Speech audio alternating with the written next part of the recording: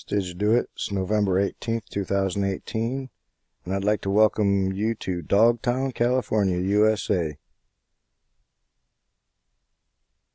Located in California, Dogtown was established as a gold mining camp shortly after the 1849 California gold rush on a ridge overlooking the west branch of the Feather River Canyon. I'll show you the Feather River Canyon real quick here.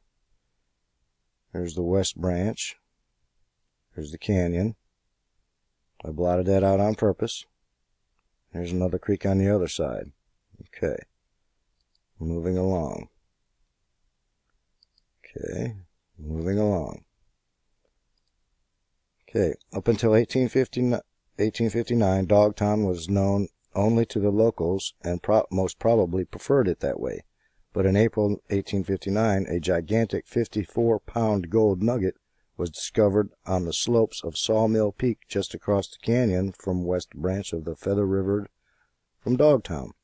Up to that time, it was the largest gold nugget ever discovered in the world. News like this travels fast. There's a plaque dedicated to the Dogtown nugget at the location it was found. And it was dedicated... Well, it looks like 1955 they put that there. Okay. And someone was nice enough to give us the coordinates on their GPS unit there.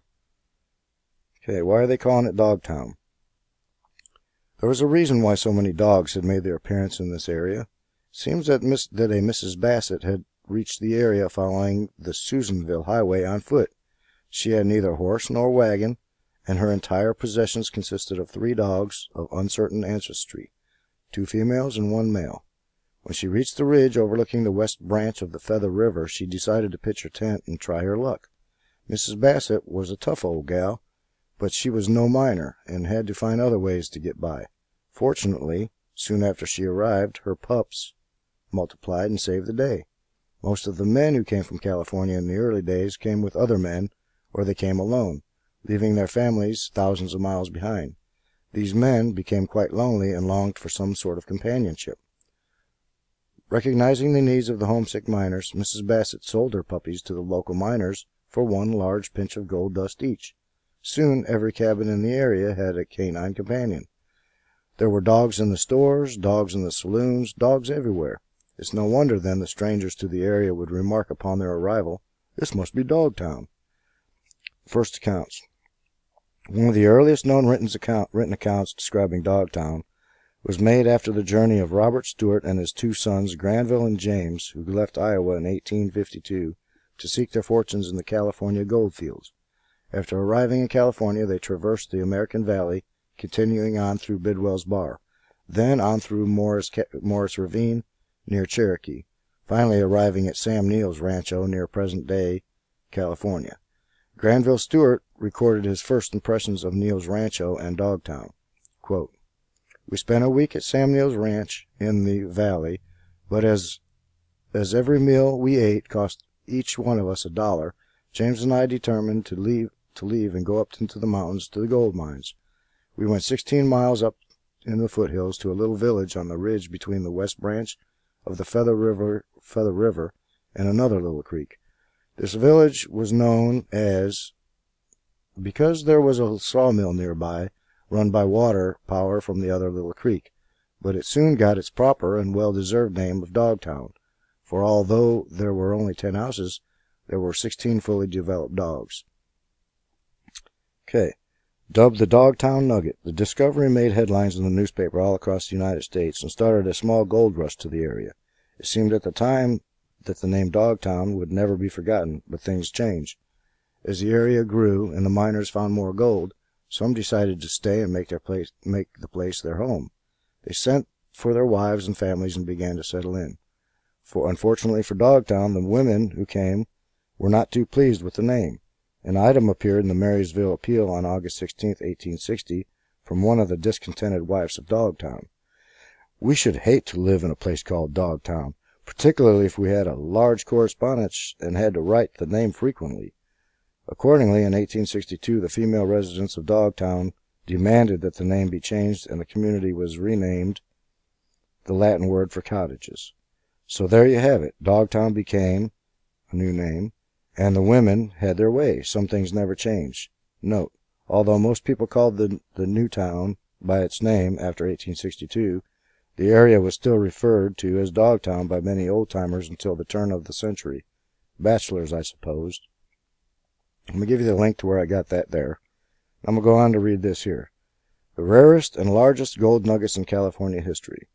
Some of the largest gold nuggets in history have come from California. The Freecoat nugget is one of the largest crystalline gold nuggets ever found. It weighed 201 troy ounces, or 13.8 pounds. Large crystalline nuggets of this variety are rarer than solid nuggets, and their beauty only increases their value. This doesn't come near to the largest gold nuggets ever found, however. Compare the Freecoat nugget to the largest ever found in California, a 109.2-pound beauty discovered by 5 prospectors in 1869. It was located nearby in the Sierra Buttes. Though this rates as one of the largest gold nuggets ever found, the record is held by an even rarer behemoth. The Welcome Stranger was also found in 1869, although it was discovered halfway around the world in Victoria, Australia. It still weighed 210 pounds, even after being trimmed. That nugget is estimated to be worth $4 million in modern prices. Well, there's the Sierra Buttes, northwest of Carson City, north of I-80 there, just to show you where that's at. I'm going to give you the link to that, what I just read. And here's a video. I'm going to give you a link to the replica. There's a replica of this big 109-pound nugget in the Sierra City Museum. Where did I hear that name before? Huh. Sierra City. Where did I hear that? I'm going to give you a link to that video. And here's Our Land, Collateral for National Debt. I read that to you on a previous video, so I can blow by it here.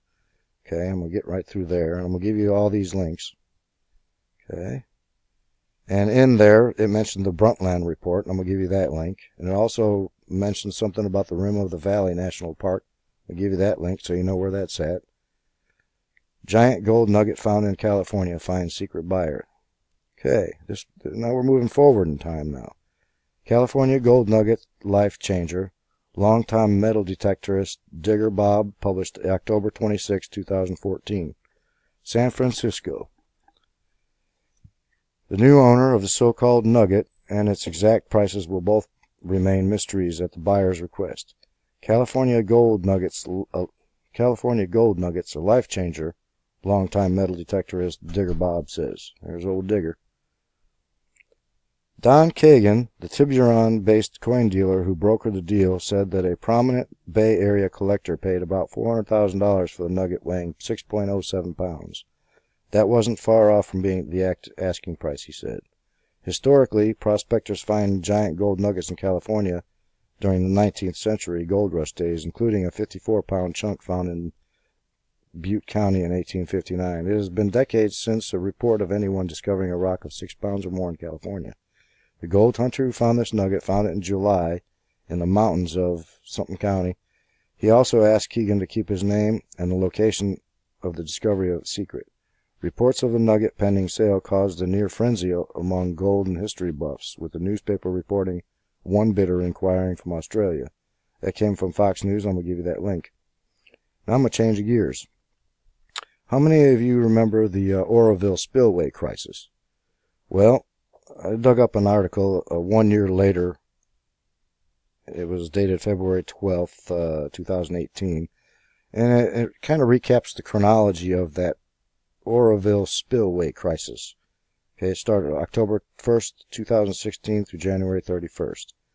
The California water year starts in October, and was quickly on track to become one of the wettest in recent years. The heavy rain ended the California 5-year drought and became the second wettest year since 1983 in terms of runoff. According to the Department of Water Resources, large swaths of the North State received between 200 and 300% of the average rainfall. This meant that reservoirs like the one sitting behind the Oroville Dam quickly grew to capacity. And I'm going to give you the link to this too, and I'm just going to scroll through it. It tells you, day by day. There's a picture of the hole in the spillway. Okay, and then February 8th and 9th and 10th. Okay, I'm going to give you all that. Additional background. In 2005, the DWR applied for a renewal of its operating license for Oroville hydroelectric generating facilities. Now that's an interesting read. Okay, I'm going to scroll down. Gold rush at Oroville Dam. Bureau of Land Management says keep out. Flood gold rush in North California. Okay. Now there's a video here I'm gonna link you to. Right here. I'm gonna go back. Just gonna show you the video. Well, the thumbnail. Alright. Well, come on. Holy smokes. Alright. Alright. I'm gonna give you that. I'm gonna give you that link. Okay. We'll go back to here. Okay, again, I'm gonna change some gears again. You know, we talked about the Bilderberg Group. Alright. Alright, let's see. Okay, Dogtown. Alright. Dogtown is now known as, remember this map I showed you? There's the west branch of the Feather River and the ridge, and the little Butte Creek is on the other side. It's now called Magalia. That's the town name. And it is located, of course, on a ridge in between the Feather River and the Butte Creek. And it's just north of Paradise. Paradise, California. I'll be darned. And the West Feather River and its tributaries feed the Oroville Lake. It's all simply a coincidence. Well, where's Sierra City? Remember that name? Well, there's Sierra City over there. And here's Oroville Lake there. And here's Paradise here. And here's the Feather River. So, it's coming into rainy season. And hydroblasting those hills with Paradise right there wasn't going to be too nice of a deal. They were going to get some flack, weren't they? Well, land for collateral. Bilderberg Group, I'll give you those links. Oh, here. Rain and mudslides will help uncover more. It has entered the rainy season. Now, this comes from the Paradise Fire Station. And this is from November of 2014 through November of 2016. It kind of shows you the October through, we'll say, April is a rainy season there. And this is what it looked like 2017 going into 2018. January, April. And that's the dam crisis in there. Okay. And then October. Oh, here it is. Here's the dam crisis. The Oroville dam crisis took place in here. Now we're just getting ready to come into another rainy season, and it just so happens that instead of hydroblasting, they're going to get a lot of help from the rainy season, washing some of that gold, exposing some of that gold. Or are they? I don't know. I'm not going to make all these connections. I'm just showing you. I'm going to try to give you all. I'm going to give you all the links that I got, and it just seems to me that this is where the Bilderbergers are going to have that meeting. Huh. And it's all in this gold region. Well, it's just awesome. You know, there's Paradise, there's Oroville Lake. There's Paradise. There's Magalia right north of there. That's where that 54-pound nugget was found, right in there. And then, of course, this is where the 109-pound nugget was found. So I just wanted to bring this to your attention and throw this out there. I'm going to shoot a bunch of links at you and just let you know that, you know, they may be wanting to create a wilderness area out of this so they can collateralize some of our national debts. Did you do it?